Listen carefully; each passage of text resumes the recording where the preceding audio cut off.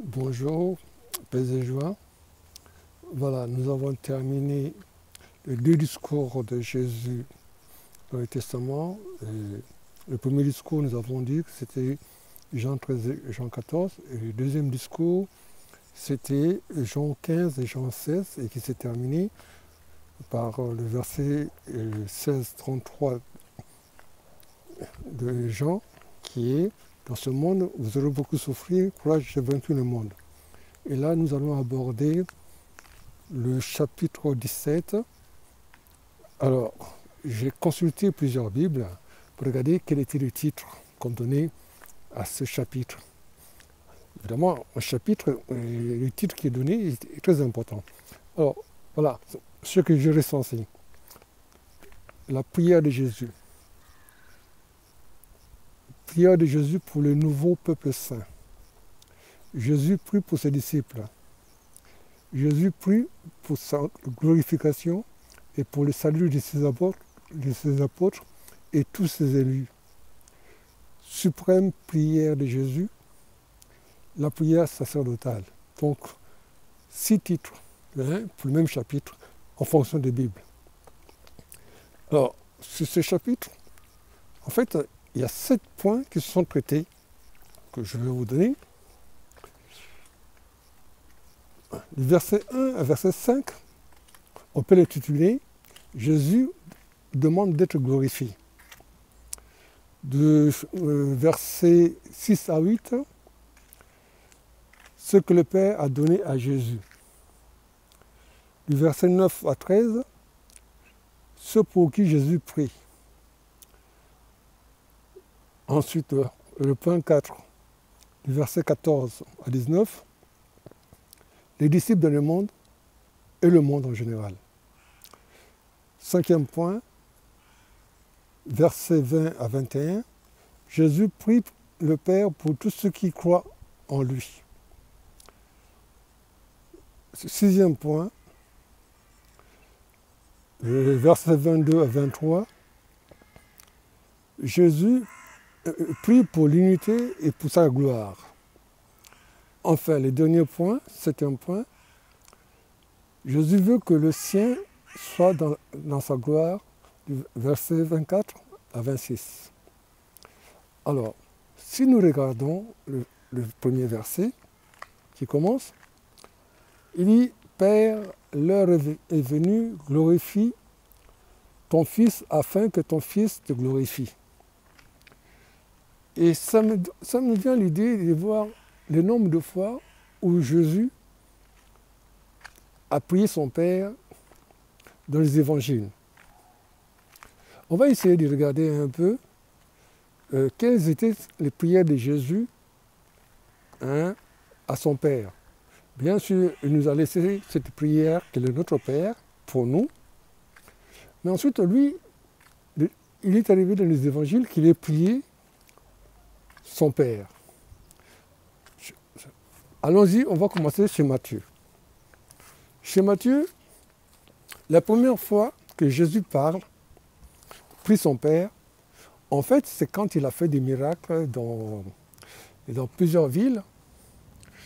Et évidemment, il s'est rendu compte que les gens étaient incrédules. Beaucoup ne se sont pas convertis. Alors, il a cité pas mal de villes et dit et toutes ces villes-là, pourtant vous avez vu les œuvres, vous n'avez pas cru. Il dit Sodome sera mieux jugé que vous. Ensuite, c'est à ce moment-là qu'il dit Père, je te bénis d'avoir caché cela au plus sage et d'avoir révélé cela au plus petit. Nul ne connaît le Père si ce n'est le Fils, et le Fils si ce n'est le Père, et à qui il veut bien le révéler. Alors, c'est Matthieu chapitre 11, versets 25 à 27.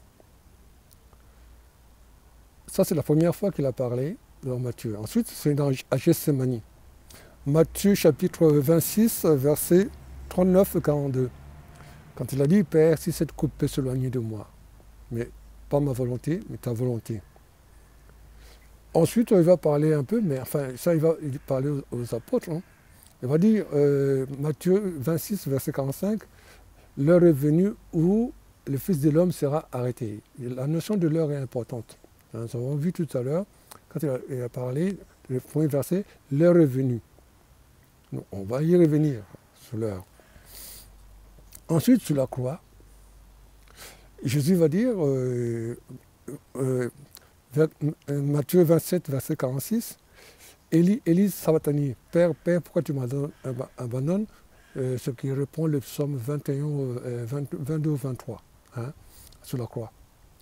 Alors, chez Marc, on retrouve ça dans deux cas aussi, à Gethsémani, Marc 14, verset 36. Et là, il dit, Abba, Père, si cette coupe est éloignée de moi. Donc, même chose que chez Matthieu. Et puis, le verset 39 qui nous dit, le verset 39 qui nous dit, l'heure est venue. Et puis, sur la croix, Marc 15, verset 34, on va reprendre la même chose que Matthieu, Élie, Élie, lama sabatani. Alors, chez Luc, on va retrouver la même chose qu'on a retrouvé, on avait dit chez Matthieu, et après qu'il ait fait des miracles quand il a jugé toutes les villes là. En fait, dans Luc, c'est le chapitre 10, après l'envoi en mission des 72. Et quand ils sont revenus, ils étaient tellement contents. Jésus leur a dit, réjouissez-vous que vos noms soient inscrits là-haut. Alors, dans Luc chapitre 10, versets 21 à 23, à ce moment-là, il s'est dit, il est écrit, alors même Jésus exulta de joie sous l'action de l'Esprit Saint. Il dit, Père, Seigneur du ciel et de la terre, je proclame ta louange. Ce que tu as caché aux sages et aux savants, tu l'as révélé aux tout petits. Oui, Père, tu l'as voulu ainsi dans ta bienveillance. Tout m'a été remis par mon Père, personne ne connaît qui est le Fils sinon le Père, et personne qui connaît qui est le Père sinon le Fils, et celui à qui le Fils veut le révéler. La connaissance du Christ, c'est de la révélation. Alors ce passage-là, il est à comparer au passage de Matthieu 11, versets 25 à 27, c'est pratiquement la même chose. Mais Luc ne le place pas dans le même contexte que Matthieu. Souvenons-nous que Matthieu, c'était après les différentes guérisons, miracles, mais alors qu'ici, c'est après l'envoi des 72 qui sont revenus, qui disaient que les démons étaient chassés, et ainsi de suite. Alors, dans Luc, encore, après cela, on a aussi, à Gethsémani, c'est pareil, les synoptiques, Luc a dit la même chose, Jésus, verset 42, Luc 22, verset 42, il dit, si cette coupe peut s'éloigner de moi. Donc là, il parlait encore au Père. Et puis, Luc il l'a dit encore deux fois. C'est le seul qui en parle, justement. Sur la croix, la mort de Jésus. Luc 23, verset 34. C'est le seul qui dit, Père, pardonne-leur, car ils ne savent pas ce qu'ils font. Et en mourant, là encore, Luc chapitre 23, verset 46, il va dire, Père, entre tes mains, je remets mon esprit. Voilà. Bon. Par contre, chez Jean, nous avons vu ça déjà, nous en avons parlé, dans Jean chapitre 12, verset 27. Alors, il a dit, Père, voici l'heure est arrivée, sauve-moi de cette heure. Mais c'est pour cette heure que je suis venu. Glorifie ton nom, glorifie ton Fils. Et c'est justement, je vais vous en parler, c'est la seule théophanie qu'on trouve chez Luc, et chez Jean, pardon, et une voix du ciel dit, celui-ci est mon Fils bien-aimé, écoutez-le. Et puis, toujours dans Jean 12, 31, c'est important, il parle du monde. Il dit, c'est maintenant le jugement de ce monde, maintenant le prince de ce monde va te jeter dehors. Alors là, Jésus parle de sa mission, comment il va passer. Alors, quand il commence à faire sa prière, justement, il commence cette prière pour leur Père leur est venu, glorifie ton Fils afin que ton Fils soit glorifié. Alors, donc voilà, ça c'est le premier verset, on en a parlé, mais nous allons revenir justement sur ce chapitre 17, qui est vraiment la grande prière de Jésus, hein, à son Père. Alors, il a parlé à son Père.